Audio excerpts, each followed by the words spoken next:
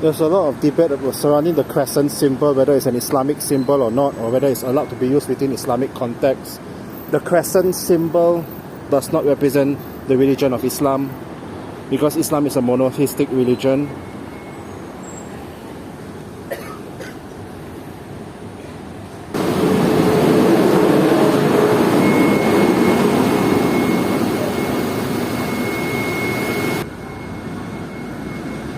For an Islamic festival known as Fitr or Eid al-Fitr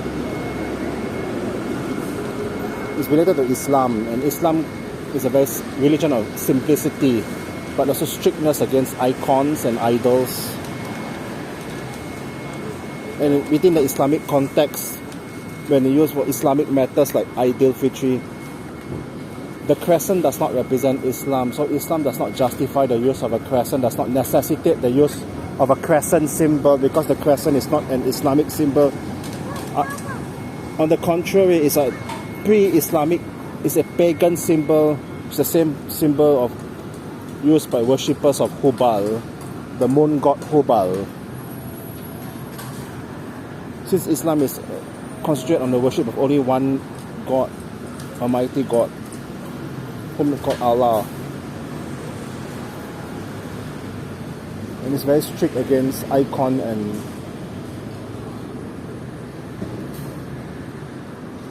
pagan deities.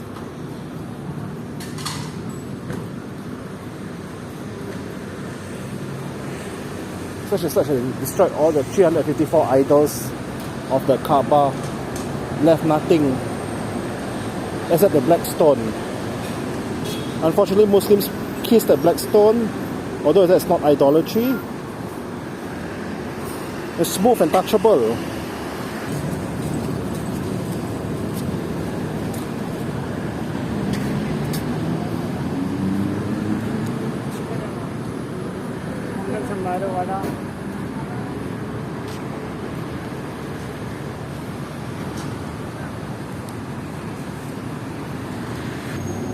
So apparently Clementi, how you pronounce Clementi, they celebrate Hari Raya Aidilfitri or merayakan pada musim perayaan Aidilfitri untuk masyarakat Melayu yang menetap di sini, or the Malay community. So it's hosted by guest of honor Mr. David Ho.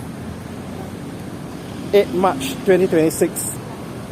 Oh, it's over already. Now it's already 20th March 2026, which is the eve of Hari Raya itself.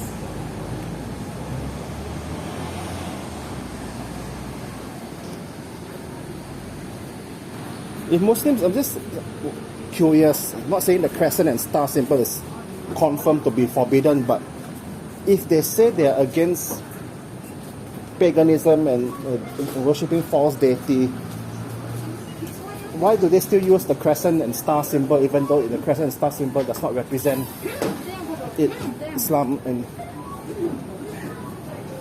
the very thing that is forbidden, which is the worship of Hubal, is strictly forbidden, is idolatry, is shirk or shirk. And the crescent and star is directly, we can say, oh, you're appropriating it for Hilal, the sighting of the new moon of the beginning of the new Hijri month. Like tomorrow is first day of Shawwal, which is Hari Raya. So the new moon will appear in the sky. So the crescent and star could represent an Islamic aspect. It's repurposed into an Islamic aspect that represents Hilal instead of the false god Hubal. But then the crescent and star is also put on top mosques, despite Islam teaching strict monotheism and strict teachings against iconism, and does not designate a symbol for the Islamic religion. Islam does not designate a symbol. There's no symbol. The only thing that is within the Islamic teaching is Islamic calligraphy and Islamic art. The crescent and star does not feature in Islamic teachings. There's no verses in the Quran or Hadith that say that you have to use a crescent and star that represents the values of Islam. The crescent and star it predates Islam. The crescent and star symbol predates Islam. It represents actually what is opposite to what Islam teaches. or what a monotheistic religion, the Abrahamic religion teaches. The crescent and star is used by pagans in pre-7th century Arabia in the worship of Hubal. It represents Hubal. If I'm not wrong, this is not my opinion. If archaeology have uncovered these pre-Islamic Arabian gods with crescent and star engraving, is it any of a coincidence?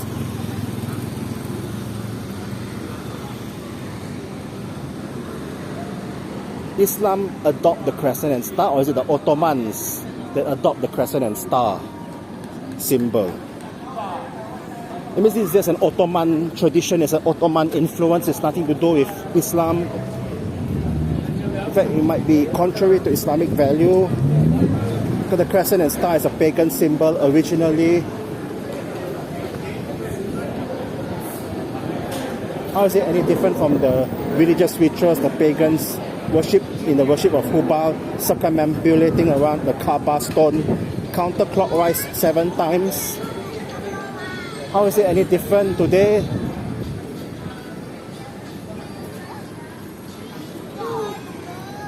Kissing the black stone, how is it not idol worship? Oh, we just sugarcoat it, and we mental gymnastics is the black stone is a meteorite, a stone from heaven. It's allowed by God. It absorbs the sin of mankind and it's turned black. But even you say you can window dress it and say, no, I'm not worshipping an idol. No, we are just doing it for God. But your actions show that you're kissing the black stone and you're rushing and pushing each other at the holy site, pushing each other to go and kiss the black stone, being very selfish, jostling and pushing and shoving people like that. So I don't understand, it puzzles me. You say it's not idol worship, but your actions show it's exactly the same rituals and practices the idol worshippers did in the worship of their stone worship. The exact same black stone that the Quraysh, the pre-7th century Arabians engaged in. No matter how much you window dress it, you sugarcoat it and say, oh, it's not idol worship. I'm just doing it for one God. I'm just doing it Abrahamic religion. I'm just doing it for God only. Not any false deity. But your actions, your rituals and your practices, it's not any dissimilar. It's quite similar. It's similar to what the ancient pagan Arabs did in circumambulating it at Kaaba and the black stone. And they also kissed the black stone. It's the same idol that the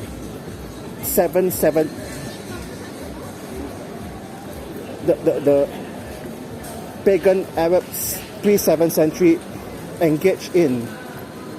Nothing.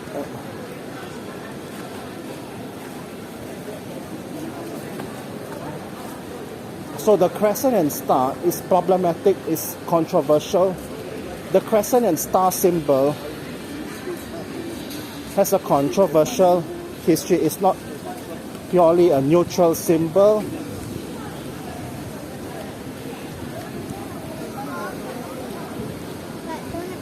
There's nothing or no reason to cause to use that symbol so prominently. Until the time came to the inspiration of that idolatrous symbol in worship of Hubal, the chief deity of the Meccan gods, which is the crescent and star symbol. That's the exact same symbol in idol worship. So how is the crescent and star a neutral symbol or a symbol that's accepted within Islam, when Islam itself does not designate a symbol?